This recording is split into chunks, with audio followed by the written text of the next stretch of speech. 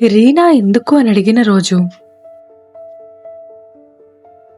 2950 సంవత్సరంలో ప్రపంచం అంతం కాలేదు, కానీ ఇది కాక జీవించలేదు. ఆకాశం బూడిద రంగులో మారిపోయింది, గాలి ప్రమాదకరమైంది, శ్వాస తీసుకోవడం సహజం కాదు. ప్రజలు తమ వెనుక ఆక్సిజన్ సిలిండర్లు తీసుకెళ్తున్నారు, ముఖంపై మాస్క్ పెట్టుకున్నారు.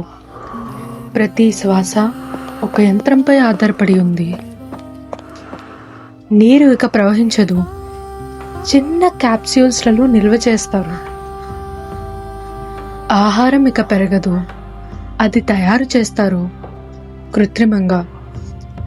చెట్లు లేవు, నదులు లేవు, జంతువులు లేవు, ప్రజలు మాత్రమే మరియు వ్యవస్థలు. ప్రతి వీధిలో ఒక గార్డియన్ ఉంటాడు. అతడు చూస్తాడు, అతడు నియంత్రిస్తాడు, అతడు తీసుకుంటాడు అడగకుండా. ఎలాంటి ప్రభుత్వం లేదు, ఎలాంటి నాయకులు లేరు, కేవలం నియంత్రణ మాత్రమే. అన్నిటిపైన ఆకాశం ఎత్తులో ఒక రాజు ఉన్నాడు. ఎవరూ అతన్ని చూడలేదు, ఎవరూ అతని గురించి మాట్లాడరు, కానీ అందరూ అతని మాట వినాలి. ఎందుకంటే ప్రపంచం మొత్తం అతని నియంత్రణలో ఉంది.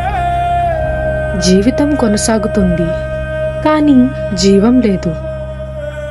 పిల్లలు ఇంకా పాఠశాలకు వెళ్తున్నారు, కానీ పాఠశాల మారిపోయింది. పుస్తకాలు లేవు, పెన్లు లేవు, నోట్బుక్స్ లేవు, కేవలం లైట్, కేవలం టెక్నాలజీ. పిల్లలు మాస్క్ వేసుకొని, ఆక్సిజన్ సిలిండర్ తీసుకొని, నీటి క్యాప్సూల్స్ పట్టుకొని క్లాస్కి వెళ్తారు. ఒకరోజు పాఠం మారింది. టాపిక్ జీవితం, చెట్లు, జంతువులు, ప్రకృతి. ఏఐ ద్వారా ఒక ప్రపంచం కనిపించింది. పచ్చని చెట్లు, కదిలే ఆకులు, పురుగులు తినే జంతువులు. అది ఒక అందమైన ప్రపంచం. పిల్లలు ఆశ్చర్యపోయారు, వాళ్ళు నవ్వారు, చూడటానికి ప్రయత్నించారు. నిజంగా ఇలా ఉండేదా అని అనుకున్నారు.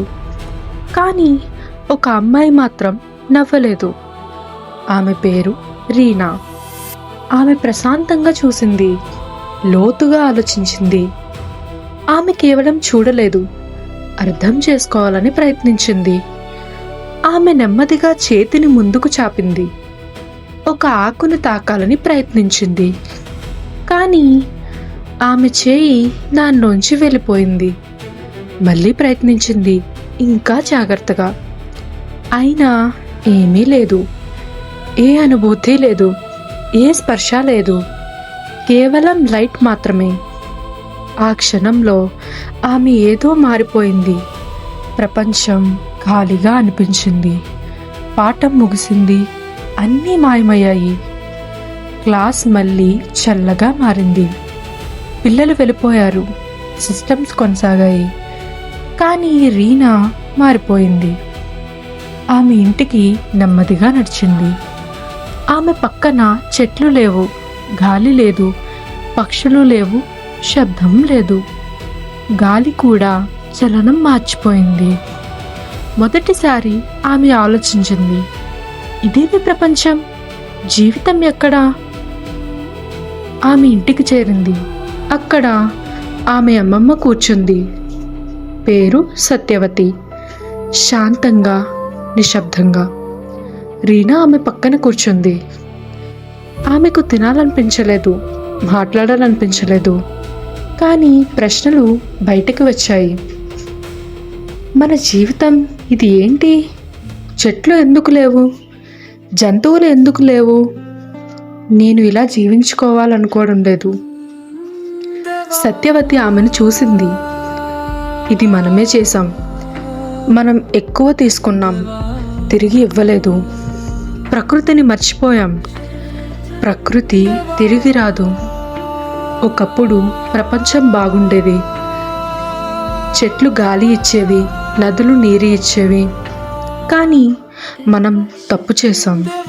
మనం ఒకటి మర్చిపోయాం, సమతుల్యత. రీనా మళ్ళీ అడిగింది, మళ్ళీ వస్తుందా? జీవితం తిరిగి వస్తుందా? సత్యవతి చిరునవ్వు నవ్వింది. అవును, ఒకరు ఉన్నారు. రాజు కాదు, పాలకుడు కాదు, రక్షకుడు. రాజు నియంత్రిస్తాడు, కానీ రక్షకుడు జీవాన్ని కాపాడతాడు. సత్యవతి ఒక పాత పుస్తకం తీసింది. దేవక్షేత్రం.